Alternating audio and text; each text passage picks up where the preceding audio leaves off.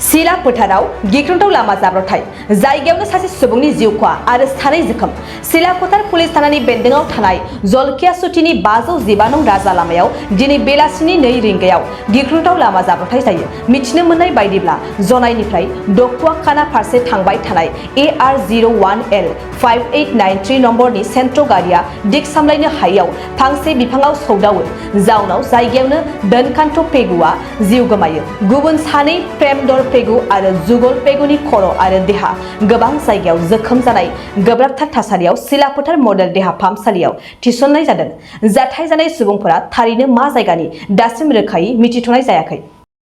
চিনাক্তকৰণটো এনেকৈ নাই হোৱা মেডিকেলতে আমি মানুহ পঠাইছোঁ। আমাৰ গৈছে মানুহ কেইজন আছিলে? 3জন আছিলে। মিচিং সম্প্ৰদায়ৰ মানুহ বুলি হয়।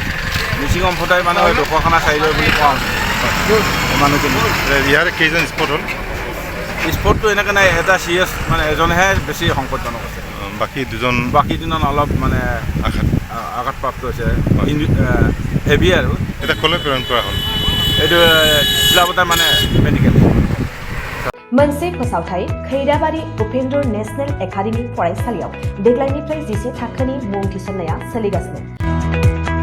फरायसुला आरो फरायसुलिफ्रा थाखो 10आव मुं थिसननो गोनो गोथो जानानै दंब्ला एबा देग्लायनि मेट्रिक आनजादाव उथ्रिना गुबुन फरायसालिमाफोराव मुं थिसननायाव मानिबाफोर जेंना नुजाथिदोंब्ला नोंथांमोना जिंगा दासि।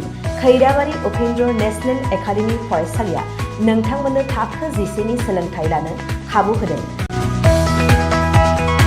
आरो बे फरायसालियाव दा मुं थिसननाया सोलिगासिनो दं।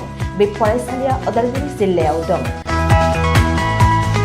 मख'जाथावदि बे फरायसालियाव देग्लायनि मेट्रिक आनजादाव गासै 80 सा फरायसुला फरायसुलिफ्रा गासैबो मोजां जौखोन्दो लानानै उथ्रिसार जानो हादों।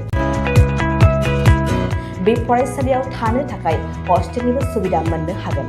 गोबां मिन्थिनो थाखाय 6003576723 8486610047 आरो 9101511040 जानबुं अनजिमायाव जगाजग खालामनो हागोन।